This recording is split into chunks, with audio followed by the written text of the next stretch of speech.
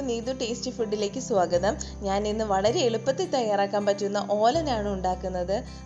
നല്ല തേങ്ങാപ്പാലിൻ്റെയും പച്ചമുളകിൻ്റെയും കറിവേപ്പിലയുടെയും പച്ച വെളിച്ചെണ്ണയുടെയൊക്കെ ടേസ്റ്റ് മുന്നിട്ട് നിൽക്കുന്ന ഓലൻ എല്ലാവർക്കും തന്നെ ഇഷ്ടമാണല്ലേ.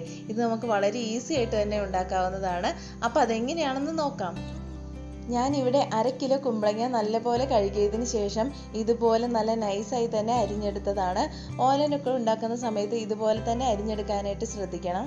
ഇനി ഇതിലേക്കായി ഞാൻ ഒരു വലിയ ഗ്ലാസ് തേങ്ങ ചിരകിയതിൻ്റെ 1-ാം പാലും 2-ാം പാലും എടുത്തിട്ടുണ്ട്. 1-ാം പാല് കുറച്ച് കട്ടിയായിട്ടാണ് എടുത്തിരിക്കുന്നത്. ഇനി നമുക്ക് ഇതിലേക്ക് വേണ്ടത് കുറച്ചധികം കറിവേപ്പിലയും ഒരു 4 പച്ചമുളക് എടുത്തിട്ടുണ്ട്. പച്ചമുളകൊക്കെ എരിവിനനുസരിച്ച് മാറ്റം വരുത്താം. ഇനി നമുക്കൊരു പാൻ വെച്ചതിന് ശേഷം പാനിലോട്ട് നമുക്ക് കുമ്പളങ്ങ ചേർത്ത് കൊടുക്കാം. അരിഞ്ഞു വെച്ചിരിക്കുന്ന കുമ്പളങ്ങ മുഴുവനായിട്ട് ചേർത്ത് കൊടുത്തിട്ടുണ്ട്. ഇനി നമുക്ക് ഇതിലേക്ക് വളരെ കുറച്ച് വെള്ളം ചേർത്ത് കൊടുക്കണം. ഞാനിവിടെ ഒരു 1/2 ഗ്ലാസ് വെള്ളം ചേർത്ത് കൊടുക്കുന്നുണ്ട്. ഇതൊന്ന് തിളച്ച് വരുമ്പോഴേക്കും കുമ്പളങ്ങയിൽ നിന്ന് തന്നെ വെള്ളം ഇറങ്ങിക്കോളും. അപ്പോൾ നമുക്ക് വളരെ കുറച്ച് വെള്ളം ചേർത്ത് കൊടുത്താൽ മതി. ഇനി ഇതിലേക്ക് കറിവേപ്പിലയും പച്ചമുളകും ചേർത്ത് കൊടുക്കാം. ഇനി ഒരു 1/4 ടീസ്പൂൺ ഉപ്പ് ചേർത്ത് കൊടുക്കാം.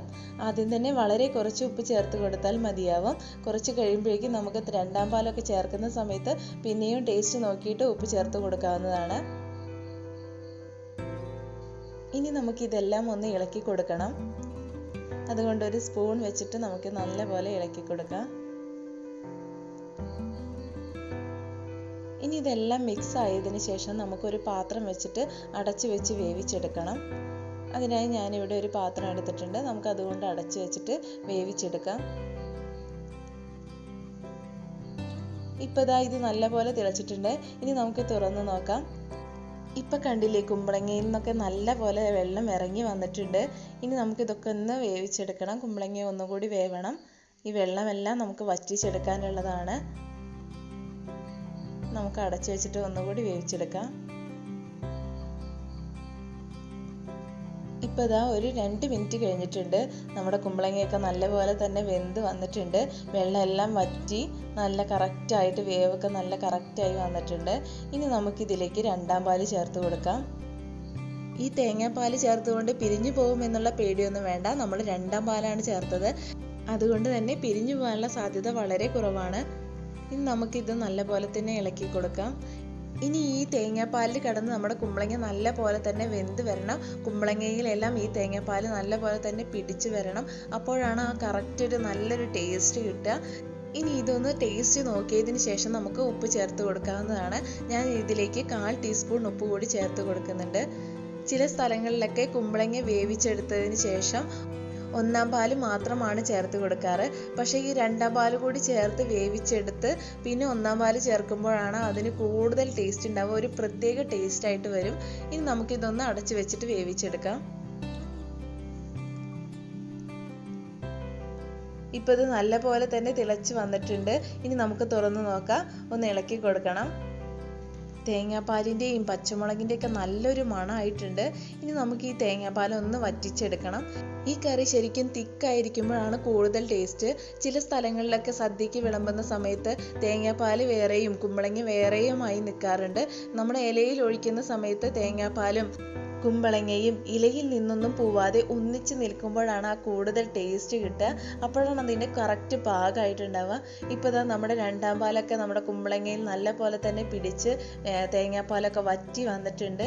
ഇപ്പോൾ ഇത് നല്ല കറക്റ്റായി വന്നിട്ടുണ്ട്. ഇനി ഉപ്പ് നോക്കിയിട്ട് ഉപ്പ് വേണമെങ്കിൽ ചേർത്ത് കൊടുക്കാവുന്നതാണ്.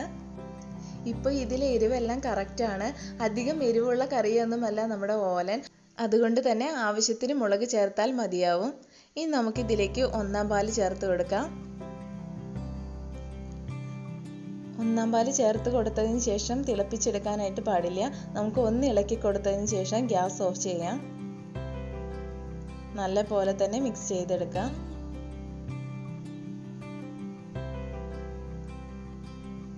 ഇപ്പോൾ തന്നെ ഞാൻ ഗ്യാസ് ഓഫ് ചെയ്തിട്ടുണ്ട്.